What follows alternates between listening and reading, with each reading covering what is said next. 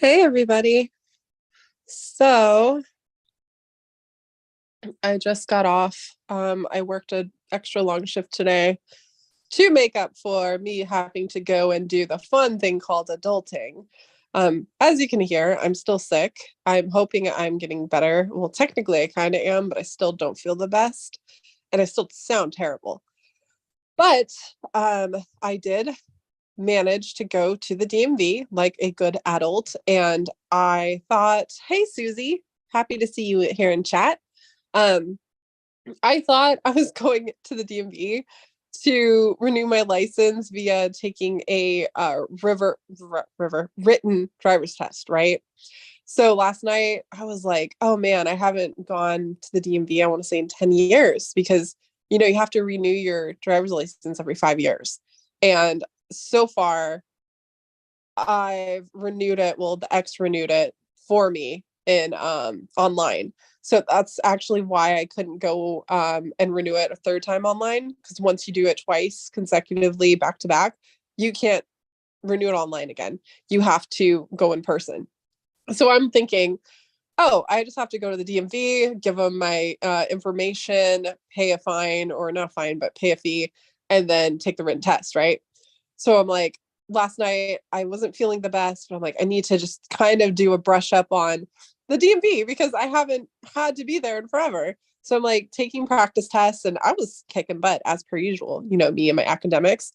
So I ended up, I had to tell work I had to go to the DMV. They're well aware. So I clocked out at lunch at 11:30 and I was able to get back by I want to say 1:30. So I basically had a 2-hour lunch. So I made up the other hour today, right?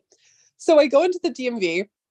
I have an appointment because I'm that girl. I have my stuff together, right? So it's very fast, easy. And I give them the information and I go over with the computer and I'm thinking I have to do written tests, right? So I click on the link and it's like, first thing you have to do is do your thumbprint. I'm like, okay. So I'm giving my thumbprint and it's saying it does not match. And I'm doing it over and over and over to the point it like kicks me out. So I keep doing it. And I'm like sitting there thinking, am I not who I am? Like, am I an imposter?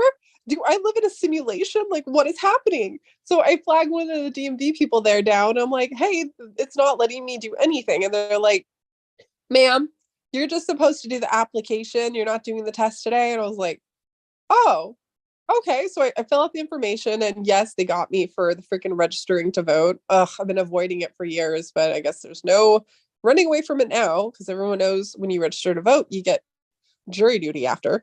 But so everything is really quick, right? And they're like, okay, go over here to window. I think it was like window A or something. And I had to do the fee.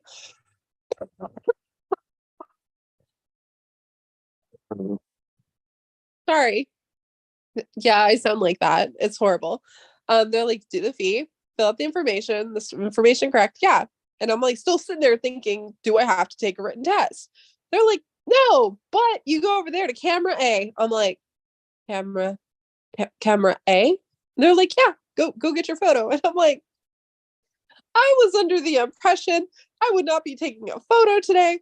I was under the impression I would be taking a written test to renew my driver's license, and I feel terrible. I'm sick as heck today. Um, I'm not even kidding. It was terrible today. I sounded horrible. I finally found my nasal stuff to clear my nose. But when I tell you, I lucked out for one. My order from VT Dolls got delivered today right before I even went to the DMV. So the fact that I had a cute outfit was because it got delivered. I did not have time nor the patience to get ready today.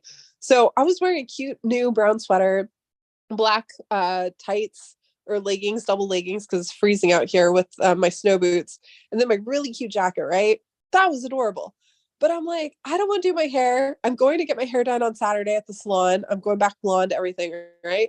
So I'm like, I'm just going to pop this wig on my head, wear my hat, and head over. And there we go. No one will be the wiser. No, no, you guys. I had to not only deal with all that, I had to take a photo wearing a wig, not even wearing that much. I wasn't even wearing that much makeup. Like, not even like I did eyebrows and some lashes, which by the way, I'm gonna get my eyebrows microbladed after this because I'm haunted. And they were like, you gotta take the hat off. And I'm just like, oh God. So I take the hat off and I was not paying attention. But when I took the hat off, it pushed my wig a little back, right? So not only in this photo, you're going to see I'm wearing a wig, but I'm also my hair is red right now. The wig was brown roots with blonde hair. That's gonna pop up in my driver's license. And you know what? The best part is, you guys, I'm gonna have to stare at that ugly motherfucking photo of myself for the next 5 to 10 years. And I don't even care at this point.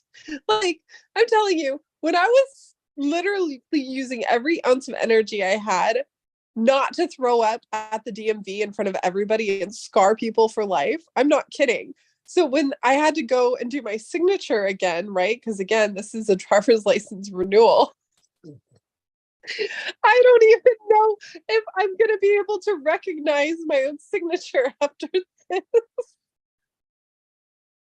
Like, not only do I look horrible, my signature isn't even my signature. And I'm just proud of myself that one, I know my shit, but I didn't have to take the driver's test again. Thank goodness. And two, I'm going to the salon on Saturday and I'm doing the works to myself, okay? I am gonna spoil myself stupid. I'm gonna do the keratin treatment. I'm gonna do a blonde balayage. I'm doing extensions. I'm gonna give myself that supermodel hair, even though I no longer have that supermodel body. I can't. Was your license overdue? Actually, there's a 30-day grace period for once your license expires, and I hit the mark today. Like, today was the last day. It's insane how it worked out. It was very serendipitous, because I was originally gonna go try and do the DMV thing and fix my license before Vegas, but they didn't have any appointments available until today. And everyone knows, if you go into the DMV without an appointment, you're going to be there for days. You're going to be lost. You better camp out. You better bring snacks, right? And so I, at least everything worked out, even though I still feel terrible and I looked horrible. I can't, I can't. I should put it up as my Tinder profile, right? Oh God, hilarious. Um, at least I still did my adulting things. Okay. When I tell you last night, I was honestly thinking maybe I should just reschedule. Maybe I could do another appointment. Maybe I shouldn't do this. Like, that whole anxiety was like going through my mind. And not to mention, I had to drive to Pomona. Not everybody's familiar with Pomona, but those of you who are familiar with Pomona, you know Pomona, right? Not a place you necessarily want to go to. And when I don't know where I'm driving, I get really stressed out. I get really high anxiety, and I'm just like, I want to like go into a shell. I freak out, right? And so when I put in my GPS, the GPS, I swear, it's like that demon GPS from Supernatural. It's trying to take me off a cliff. It was taking me everywhere, and I'm trying not to freak out, being like, breathe deep, keep your cool. It's okay. You got this, because I'm one of the stress drivers. It's been a while, right? I've been a recluse. I've been a hermit. I don't want to really go out and be social because I've been sad about the breakup and everything. But I'm like, I got this. I got to fight it. And the best part, it's the same as last time, as I remember this stupid DMV. Right when you think, okay, I think it's going to be coming up, it already came up. And it's just like, you got to do that sharp turn in the DMV driveway where everyone watches, right? But I got it. I handled it, got my driver's license. And on top of that, you guys, I also got my real ID, which, according to my friend Heather, it was a stupid ass mistake. And she's like, now they can track you, dumbass. I'm like, my bad. I thought I was just doing everything responsible to not go to the DMV as many times as possible. I thought you had pneumonia and needed to get an x-ray. I mean, I still sound terrible, but I do not need x-rays. Thank you. But yeah, handled it, right? So I would love to vent about how my day went, but unfortunately, there are people in the community that literally obsessively listen to everything I say and report it back to people because they have no life. So I'm going to skip that, right? But the whole title of the video tonight is, firstly, it's Rumblings and Ramblings 2.0. Then it's Dale's second blog, question mark, and then the Victoria Peak treasure, right? So I've been noticing, more and more people. I noticed first it was, I think Kiwi. Kiwi talked about Victoria Peak treasure first. Then it was Amy brought it up to me a few times last year in conversation. Then you've got a couple other people who talk about it. Now Greg's talking about it. So I figured, you know what? Why not try and go down that rabbit hole, see what I could do to help, my friends in the community. If there's anything I could come across that is a different point of view than what they're looking for, right? So I'll talk about that too. But I also want to talk about um Rumblings and Ramblings 2.0. Obviously, I think it was already mentioned via Christy and other people in the community, but um I guess it's been confirmed that there is a Rumblings and Ramblings 2.0, meaning there is another updated version. And allegedly, this is why uh Ben and others were contacted and advised not to make a bid on the olive jar. Okay. And this isn't me trying to stir up drama or anything. This is me just telling you what has been transpiring and why I'm talking about this. So, since the find, allegedly, Forrest updated his original Rumblings and Ramblings with stuff that transpired after the find. And allegedly, it gives more information, more backstory, allegedly, the story itself, right? So, the reason why I'm bringing this up is because if there is a Rumblings and Ramblings 2.0 and the only two people that own it are in possession of it, one is Shiloh, which explains why he's making the book, right? He's writing a book not only on the story of his grandfather, but I think also to include information about himself, backstory on his side of the family, the old family. Really awesome, right? But also Dale. Dale was given Rumblings and Ramblings 2.0 as well. And the reason it's not an assumption, Lucky, it's actually been proven. It exists, it's real. Shiloh has one and Dale has one. And Dale confirmed with Cynthia that he is in fact in possession of it, right? So what I'm trying to get at here is if Dale has been in possession of Rumblings and Ramblings 2.0, right? It has the story, it has back history, it has everything, all the information leading up to until Fen passed away, right? The first thing that went to my mind was this explains it. This explains why Dale, in my opinion, made a second blog. Okay. Think about this. Dale had his blog, his famous blog that we all gravitated towards, and he deleted it. And some people say, well, he deleted it just to keep it out of Barbara's hands. Okay, maybe. Who knows? We'll never know why he truly deleted it. The point is, he deleted his blog. And then immediately right after, created a second blog. And I was like, why would Dale delete that amazing blog that everyone gravitated towards, everyone commented on, everyone shared stories about? There was so much to it. Scrapbooks, everything, right? Why would he delete that just to come out and make a second blog?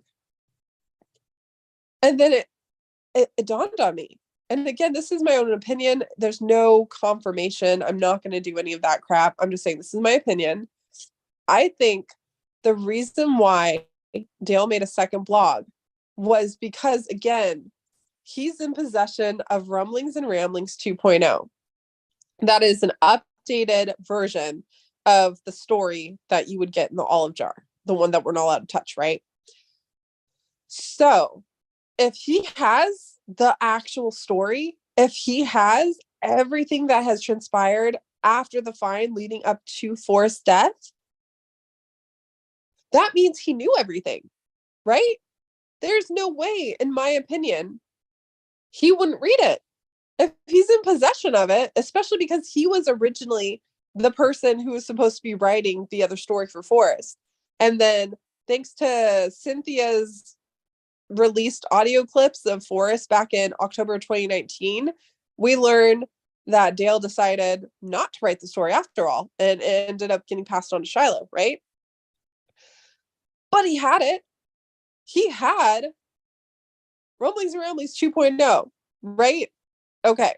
So if he has it, he has the story, he has the information.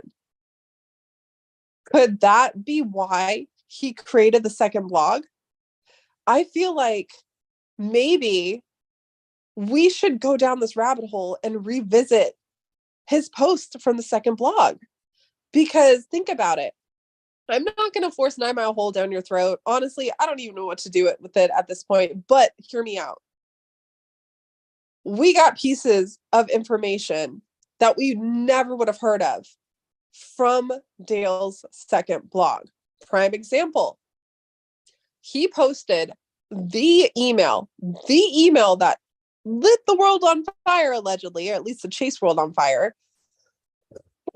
that documented and proved Forrest reached out to him in, I think, what was it, November of 2019, to get his opinion because he was considering shutting down the chase. Remember that?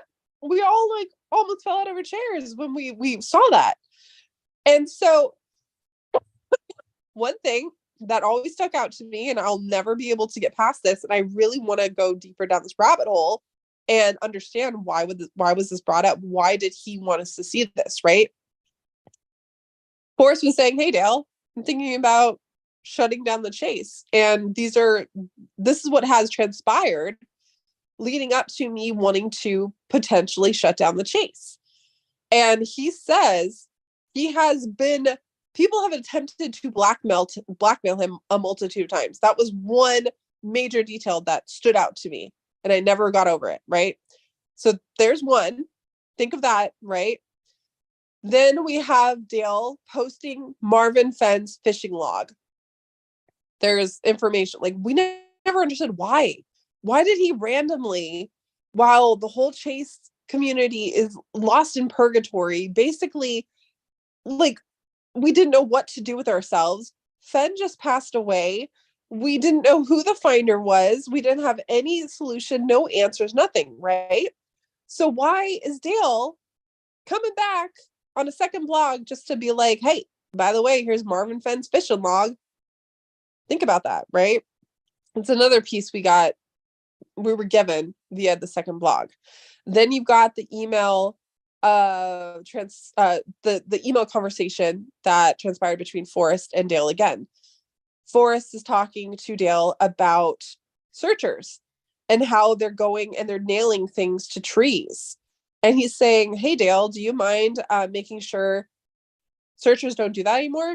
Because I don't want them to confuse the blaze for what I did. Remember that? What I did.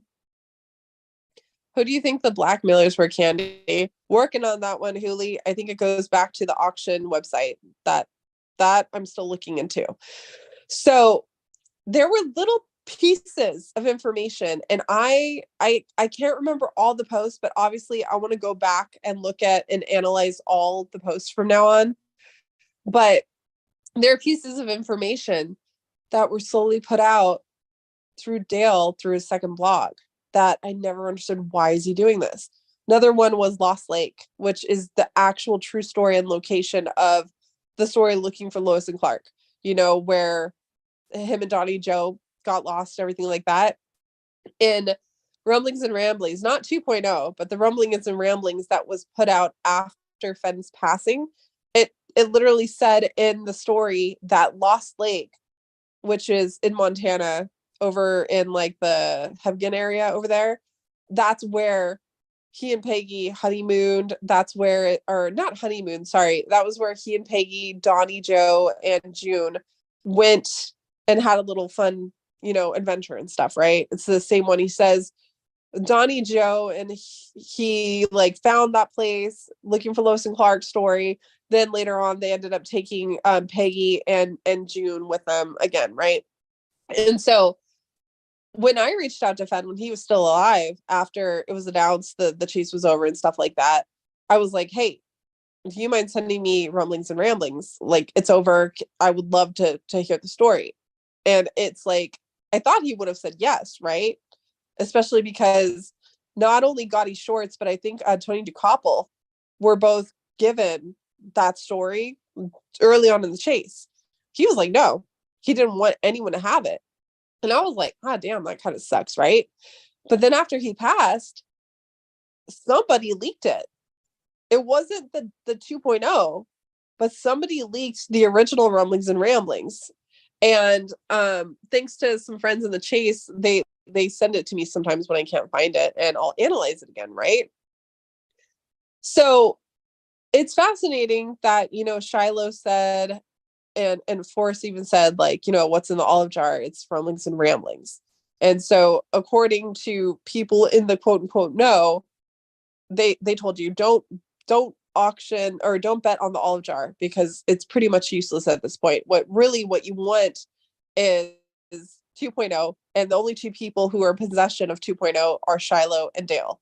Shiloh was writing a book. Shiloh's being hush hush, which I totally understand. But Dale, at this time, after his friend passed, and they're still watching the family, like Fenn's family, go through the lawsuits and the torture and purgatory and all that stuff. Hold on one second. They're going through all that stuff, right? So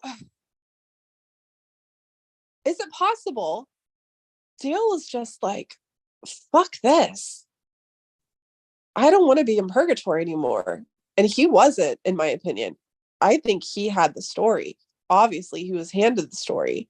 And I feel like Dale didn't want the rest of us to be in purgatory either. But you got to remember, there's lawsuits, there's an unknown finder, there's crazy people running amok claiming, I'm the chosen one. So he had to tread carefully. He couldn't just go online and be like, here you go, here it is. That would be the dumbest thing ever.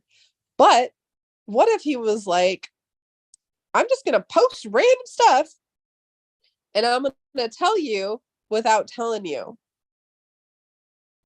And in my opinion, again, this is not confirmed. This is me just being a weirdo, thinking out loud.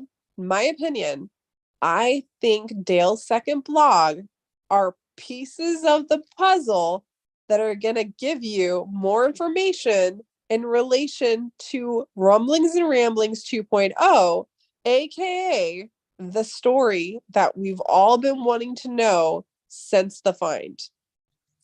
Am I backtracking on everything I've been talking about for the past 7 years? No, not at all. Again, I know that there is more to all of this, spiritually and the knowledge. I know I'm not going to backtrack on Seven Cities Gold or the Grail knowledge school. Nothing. I'm not going to backtrack on that. That is my life's work over here. Okay. But what I'm saying is following the storyline for Rumblings and Ramblings 2.0, looking at the pieces. I think it's Dale's second blog. And I found it fascinating that after, I forgot which post he did,